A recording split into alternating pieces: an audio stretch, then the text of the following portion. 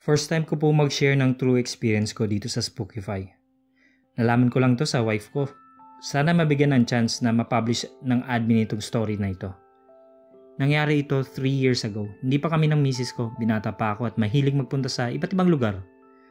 Noong October 29, 2013, nagpunta ako ng Batangas kasi pinapapunta ako ng boss ko.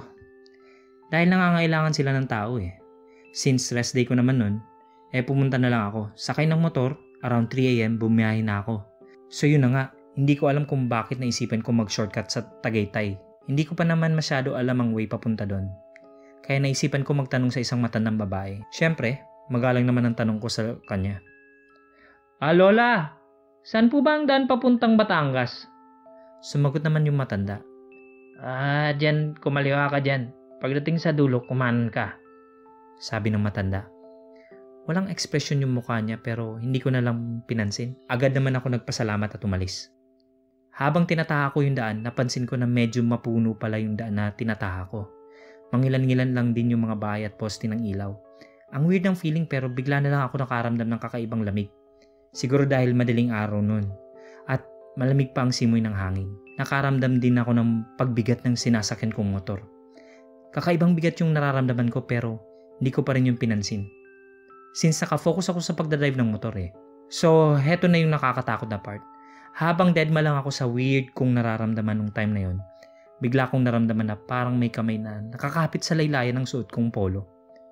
Pasimple akong sumulyap sa side mirror ng motor ko at nang makita kong kabuuan ng nakakapit sa akin, langya. Promise halos magsitayuan yung balahibo ko kasi nung time na yun may nakaangkas sa motor ko. Medyo binagalan ko yung patakbo ko para mas makita ko palalo kung sino man yung nakaangkas sa akin. At nagulat na lang ako nang siya mismo yung tumingin sa akin mula sa side mirror. Mas lalo pa akong natakot nang makita ko na yung matandang pinagtanungan ko yung nakaangkas sa akin. Ang gulo ng buhok niya tapos yung mga mata niya halos puro itim lahat at umiiyak ito ng dugo. Doon na ako mas lalong natakot at tumutla sa nakita ko. Pero tinago ko na lang yung takot na yun hanggang sa makarating ako sa kabilang kalye at makakita ako ng maraming bahay.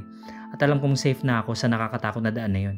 Napatingin ulit ako dun sa likod ko at baka sakaling nakaangkas pa rin yung matanda pero wala na siya.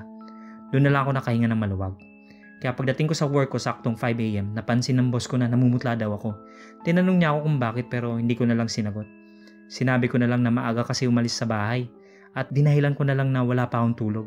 Hindi ko na lang sinabi yung nangyari dahil baka hindi nila ako paniwalaan at ayoko na rin pag-usapan dahil natakot ako talaga. Iniisip ko na lang na siguro kung di ako nag-shortcut, hindi ko sana ma-experience yung nangyari. Kaya simula nun hindi na ako nagbalak dumaan sa mga shortcuts na alanganing oras. Ayoko na ulit mangyari yun. Dahil baka sa susunod buhay naman ang maging kapalit. Thank you sa mga nagtiyaga na basahin tong creepy experience ko. Sana nagustuhan nyo.